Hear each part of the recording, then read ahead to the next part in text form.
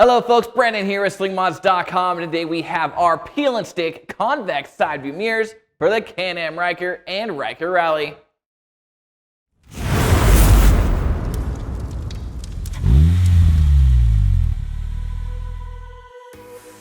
Now it's no secret that the Ryker side view mirrors are not the greatest. If you own a Ryker, then you know that its stunning good looks can often cause other motorists to drive up into your blind spot to snap pictures and video, which is flattering, but can also be annoying and quite dangerous, especially if you're in need of a lane change. So to enhance the vertical and horizontal viewing plane of your side view mirrors, we've created a custom pair of molded peel and stick convex add-ons that perfectly contour to the shape of the Ryker mirrors for an OE style look.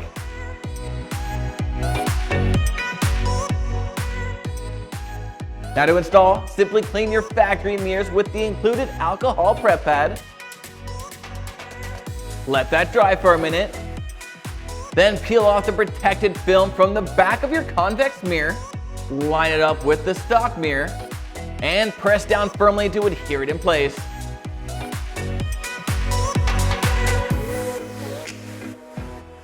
Once installed, you'll notice there's absolutely no comparison.